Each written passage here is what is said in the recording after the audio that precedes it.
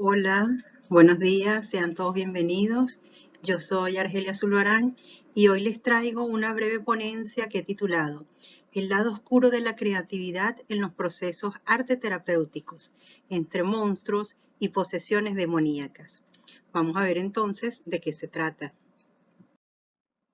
Cuando hablamos de arte, nos referimos a un concepto sin una definición clara, una definición un poco más bien abierta y subjetiva, donde no existe siquiera un acuerdo unánime hoy en día entre historiadores, filósofos o artistas, variando inclusive a lo largo del tiempo. Lo que sí parece indiscutible es que está relacionada el arte con el hombre, con su capacidad de producir, de crear en torno a diferentes disciplinas, como las artes plásticas, las artes escénicas, la literatura, la música, etc. Así aparece lo que suele denominarse la experiencia estética. ¿Qué es esto? Bueno, es cómo se vivencia de lo bello, traducido como el goce o el agrado que produce la percepción de formas estéticas, bien sea de la naturaleza o de un objeto de arte. La experiencia estética conecta entonces casi inmediatamente con lo sublime, con lo bello en sí mismo, con las musas inspiradoras, las famosas musas que según los escritores más antiguos eran las divinidades inspiradoras de las artes. Así tenemos obras de arte de gran belleza, como la que vemos aquí, que es El nacimiento de Venus de Sandro Botticelli, del Renacimiento. Pero toda esta belleza, toda esta luz arroja siempre una sombra. A la incandescencia de la luz se opone la oscuridad. Así tenemos entonces que aparece y recordamos al escritor español Federico García Lorca durante una conferencia que dio en Buenos Aires por allá en los años 1933 titulada Teoría y juego del duende, donde García Lorca describe que el duende se enlaza con la muerte, el dolor, la sangre, el desgarro, la herida. Las fuentes de inspiración artística entonces no son solamente el ángel y la musa, sino que aparece el duende como el misterio del oscuro, de la muerte. El duende nos lleva entonces a otro tipo de arte, un arte más perturbador, que nos muestra lo subterráneo, la noche, la brujería, la crueldad, la maldad. Así tenemos obras como esta que estamos viendo, que se denomina Saturno devorando a su hijo. Esto es una obra de Francisco de Goya, perteneciente a la serie de pinturas negras de este artista. Esta imagen, que es realmente perturbadora, nos confronta con lo repugnante, lo monstruoso, el horror caníbal. Todo lo contrario de lo que vimos anteriormente con las musas. Aquí tenemos otro ejemplo. Vemos El grito del artista noruego Munch, Edvard Munch, considerada esta como una de las obras más importantes del movimiento expresionista por transmitir una profunda angustia y desesperación. En 1892, el artista Munch escribió en su diario: pasaba por un sendero con unos amigos. El sol se puso. De repente, el cielo se tiñó de rojo sangre. Me detuve y me apoyé en una valla, muerto de cansancio. Sangre y lenguas de fuego acechaban sobre el azul oscuro del fiordo y de la ciudad. Mis amigos continuaron y yo me quedé quieto, temblando de ansiedad. Sentí un grito infinito que atravesaba la naturaleza. Este es otro tipo de arte, nos confronta con cuestiones más oscuras. Tenemos también, por ejemplo, el pintor neerlandés Vincent van Gogh, muy famoso también, uno de los principales exponentes del posmodernismo, quien a pesar de morir a los 37 años de edad de forma prematura, pintó unos 800 cuadros y realizó más de 1.600 dibujos. En la actualidad de Van Gogh se conservan unas 800 cartas, muy valiosas porque eso nos ha permitido ver realmente lo que expresaba el autor.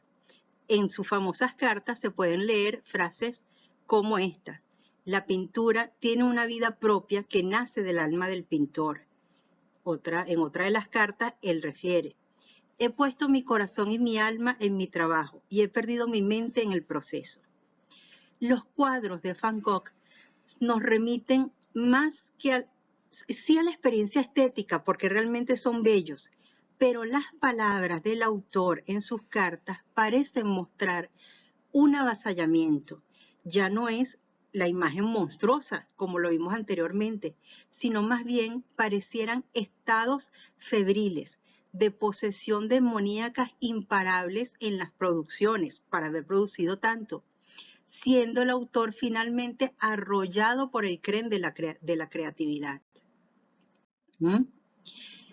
Para mirar más de cerca, de este lado del mundo, tenemos a nuestro Armando Reverón, el pintor de la luz. Armando Reverón, como todos sabemos, era víctima de crisis psicóticas y fallece a los 65 años de edad, recluido en el San Antonio de San Jorge, en Catia. Dejó, sin embargo, una herencia inconmensurable para el arte venezolano.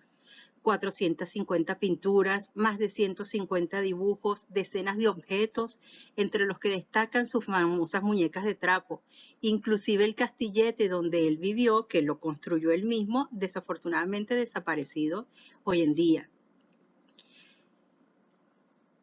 También tenemos este verbatim del mismo Armando Reverón, que él decía: pinto porque es mi vida y no puedo evitarlo. Sin embargo, están también muy documentados por numerosos autores y estudiosos de Reverón que el artista hacía rituales cotidianos y artísticos a la hora de producir sus obras. Estos rituales también eran como entrando en trance ante el lienzo, lo que nos remite a un poco lo que le pasaba también a Van Gogh, como unas posesiones demoníacas. El artista es poseso de su propia arte. ¿Sí? Así tenemos, con estos ejemplos, cómo la obra de arte, así como los sueños, las visiones, las fantasías, los delirios, son manifestaciones de la actividad psíquica del hombre, partiendo del hecho de que lo psíquico es tan real como lo corporal y que el individuo logra experimentar. Ya el psiquiatra suizo, el famoso Carl Jung, que fue también amigo del famoso Freud, y después ellos se separan y Jung hace su propia teoría. Ya Jung nos planteaba en su psicología analítica que la psique incluye diferentes procesos y estructuras de las que podemos tener o no conciencia. Es lo que hoy en día se conoce, bueno, que él también lo denominó y Freud también lo denominaba los procesos inconscientes. Las neurociencias ya avalan este tipo de teorías en la actualidad. Para Jung, la psique abarca una totalidad que suele dividirse en pares de opuestos. Todos nosotros tenemos estos pares de opuestos en nuestro mundo interior, adentro de nuestra psique, ¿sí? Así que todos tenemos, bien sea la semilla del bien y la semilla del mal, lo femenino y lo masculino, lo luminoso y la sombra. Todo yace dentro de nosotros. Y de la relación que cada uno establezca con su mundo interior es que nos vamos a comportar como individuos únicos, diferenciados. ¿Sí? En la psique del hombre van a confluir y emerger luces y sombras. Así vemos, lo sublime y lo grotesco. Aparece lo bello y lo feo. Todas esas potencialidades creativas son inherentes a la existencia del hombre. Todos tenemos un poco de eso adentro. Al expresarlas, el individuo puede transitar de alguna manera, podemos decir que como 3 tipos de caminos, bien sea el del sufrimiento y la enfermedad, algunos ejemplos ya mencionados, o también el del alivio y la cura, como sabemos que ya también para muchas personas lo artístico representa más bien un alivio, o ninguna de las dos, simplemente el hecho de crear, y el crear expresando vida, es como el impulso vital tan poderoso como el sentirse vivo, como el lograr ser un ser único, singular, son en sí manifestaciones del alma humana. Dentro de todas estas múltiples posibilidades que brinda la creatividad, es que van a ser la arteterapia.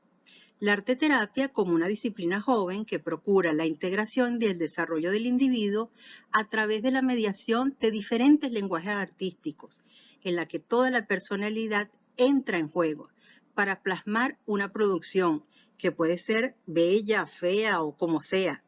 Diferentes lenguajes artísticos implican diferentes materiales, no solamente las artes plásticas.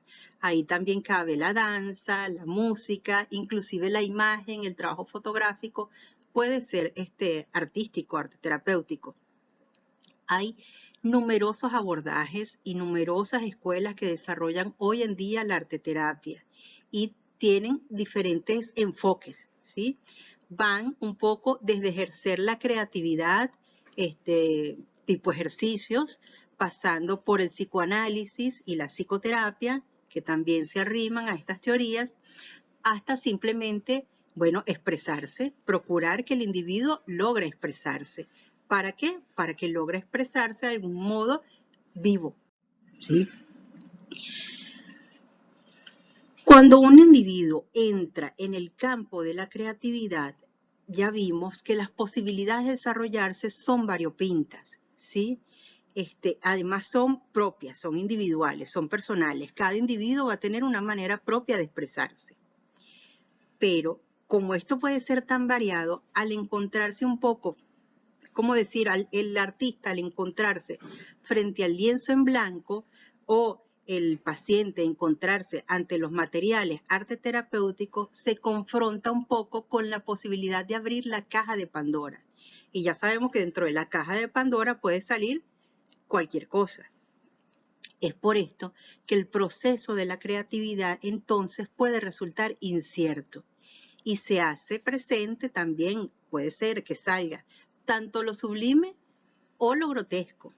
Por ello es que nace la necesidad que en la arteterapia esté el acompañante del terapeuta, la figura del terapeuta, como alguien capacitado para tolerar esta incertidumbre del proceso creador, posiblemente reconducir los desvíos que se puedan presentar, brindar soporte y contención en el proceso. Este proceso no será más que el viaje que cada individuo realice sin recetas preconcebidas, porque eso depende de cada persona, dentro del psiquismo humano, dentro de su propio psiquismo, ¿sí? En este viaje artístico, sin un fin aparentemente, al igual que en los sueños y en los juegos, que tampoco hay aparentemente un fin, la energía de la psique se vuelca desde el interior, desde el aparato mental al exterior, con toda su fuerza creadora, ¿sí? De adentro hacia afuera se expresa, provocando esto un sentimiento pleno de libertad, lo que permite a la persona convertirse en lo que su propia naturaleza le exige, que era un poco lo que ya planteaba Carl Jung cuando él acuñaba mucho su premisa de conviértete en lo que eres, que era la autorrealización del individuo. Él decía, lo más aterrador es aceptarse uno mismo por completo, porque todos tenemos estas polaridades por dentro. Para esto, no es solo necesario acoger de alguna manera lo bello, lo bueno, lo luminoso, sino también la naturaleza oscura que hay en todos nosotros. Recordemos a García Lorca, que mencionamos anteriormente. Él lo expresó de una manera muy bella cuando escribió: ángel y musa se escapan con violín o compás, y el duende hiere, y en la curación de esta herida que no se cierra nunca está lo insólito, lo inventado de la obra de un hombre. Bueno, es esto, ¿no? El lado oscuro de la creatividad en los procesos terapéuticos. Todos tenemos por dentro estas semillas, bien sea de lograr algo sublime como de lograr algo grotesco. Eso es la naturaleza humana, ¿sí? Pero es primordial el crear, el lograr crear. Un poco esa es, bueno, la motivación, ¿no? Y la invitación a que todos podamos acceder a eso.